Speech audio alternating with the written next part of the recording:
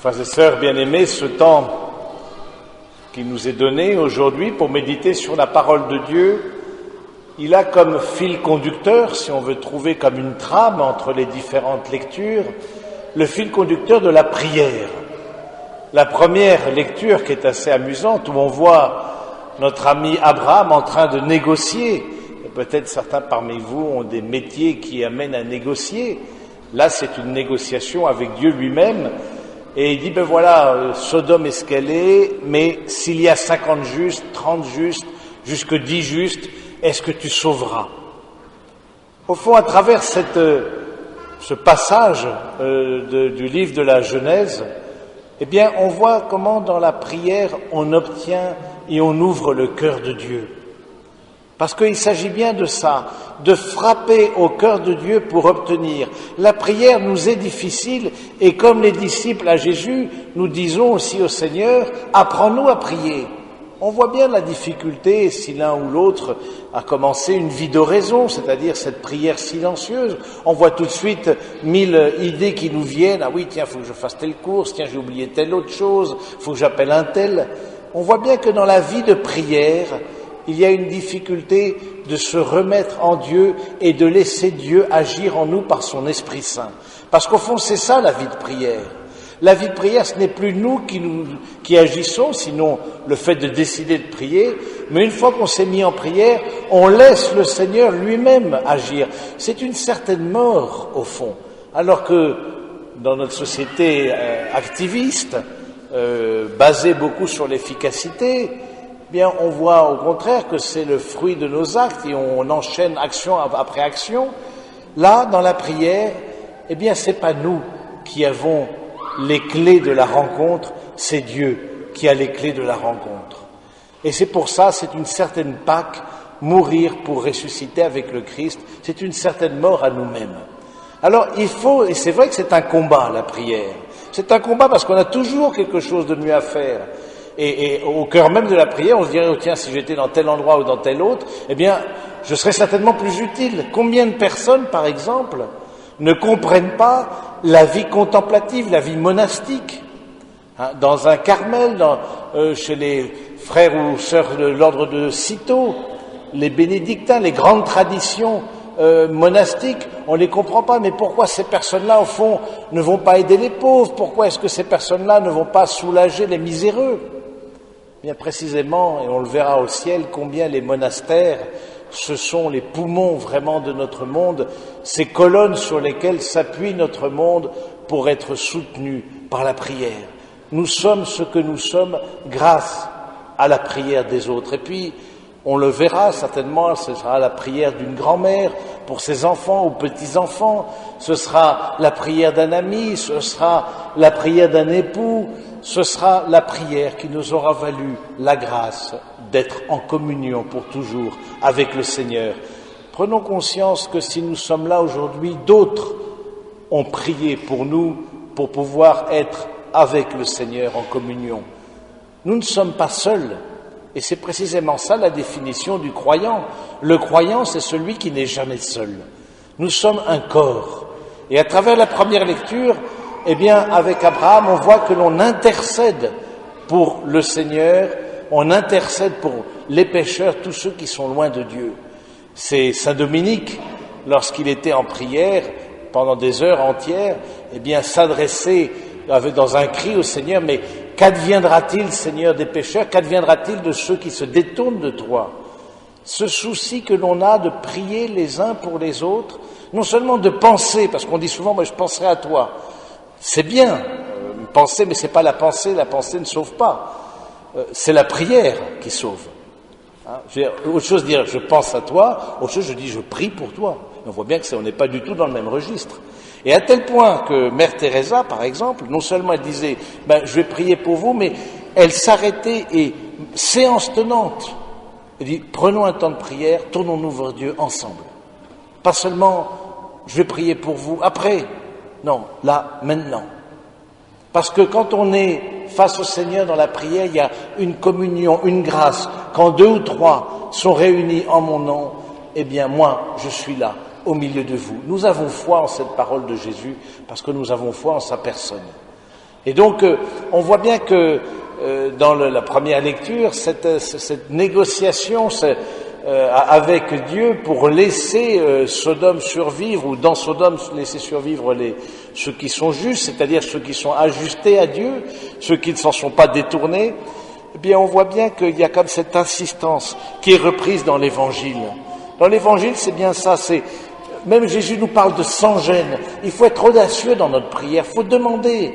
Vous qui êtes mauvais, vous donnez bien de bonnes choses à vos enfants. Combien plus le Père des cieux qui est saint donnera-t-il de bonnes choses? Et qu'est-ce qu'il peut nous donner sinon l'Esprit Saint à ceux qui l'en prient? Alors, cette manque d'audace parfois dans la prière, qui est souvent un manque de foi, parce que l'absence de vie de prière dans notre existence, petit à petit, c'est la foi qui se délite, c'est la foi qui part, c'est la présence de Dieu dans notre vie au quotidien. De même qu'on a besoin de notre pain quotidien, de même on a besoin de cette rencontre avec le Seigneur.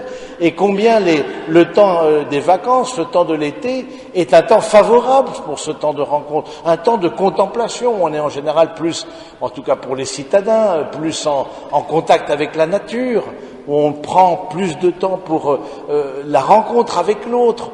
Prenons aussi plus de temps pour la rencontre avec Dieu et la rencontre avec sa parole dans l'écriture et dans la méditation.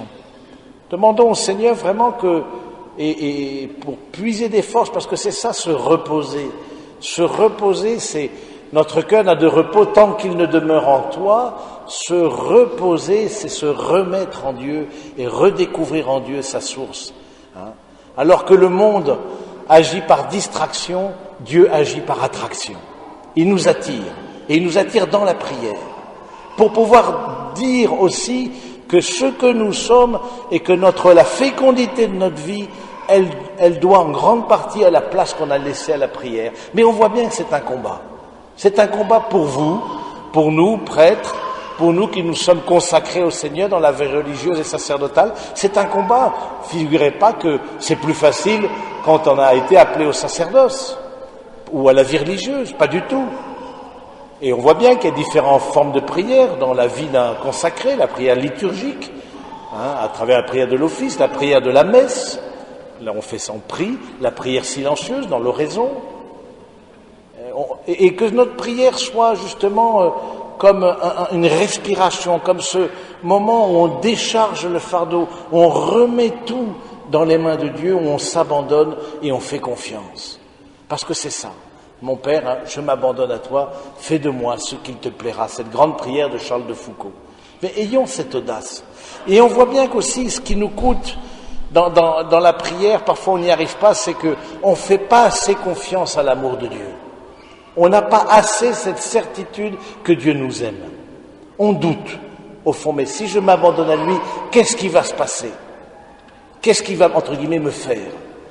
Et on voit bien dans des personnes qui sont éprouvées, mais qu'est-ce que j'ai fait au ciel pour avoir telle ou telle chose? Et c'est signe, et ça fait que dans la prière, ça fait que la prière, après, elle est plus soutenue. Elle n'est plus comme nourrie, parce que la foi n'est pas au rendez-vous. Dans l'Évangile, le Seigneur lui-même nous rappelle quelque chose d'important, non seulement cette prière audacieuse, mais aussi, il nous dit, cette prière, c'est une prière pour la réconciliation. Et c'est le deuxième temps, à mon avis, le deuxième temps de notre méditation, la réconciliation, le pardon. Et quand Jésus nous donne le Notre Père, il nous dit, pardonne-nous comme nous avons aussi des torts, comme nous-mêmes nous pardonnons. De même que pour Sodome, il y a une invocation pour le pardon. C'est là où on voit que les actes de réconciliation, et on pourrait dire beaucoup de choses sur la réconciliation, s'enracinent souvent dans la prière, comme première étape pour demander, parce que c'est un don de Dieu, pour demander le don de la réconciliation. Pour demander que l'amour circule à nouveau entre nous, pour demander que les barrières de méfiance tombent pour que le Seigneur lui-même nous fasse rentrer en communion les uns avec les autres. Alors vous voyez, cette réconciliation, comme cette union avec Dieu, demande de l'audace, elle s'enracine dans un combat spirituel, Elle s'enracine dans un combat spirituel. Comme dit le grand Saint Paul, je ne fais pas le bien que je veux et je fais le mal que je veux pas. Je sens qu'au moment de me mettre en contact avec Dieu ou d'aller à la rencontre de mon frère pour demander pardon ou recevoir son pardon, ou lui donner mon pardon, eh bien, on voit bien qu'il y a des réticences. Alors petit à petit, le cœur se tournant vers Dieu, lui laissant la place, ce cœur s'apaise, ce cœur se tranquillise et donc devient aussi une source de communion pour beaucoup. Demandons, frères et sœurs bien-aimés, au cœur de cette messe, demandons la grâce particulière pour nous-mêmes et pour les autres, cette grâce de l'intimité avec Dieu, cette grâce de prendre du temps avec le Seigneur, cette grâce de nous porter les uns les autres dans la prière, de nous soutenir parce que l'on a besoin de la prière de l'autre. On a besoin que le Seigneur aussi vienne à notre secours. Alors oui, l'espérance peut renaître, oui, la foi peut grandir, la charité peut s'épanouir. Alors oui, nous pouvons être comme entraînés dans cette lumière qui vient de Dieu pour annoncer la bonne nouvelle à tous ceux qui nous entourent. Amen.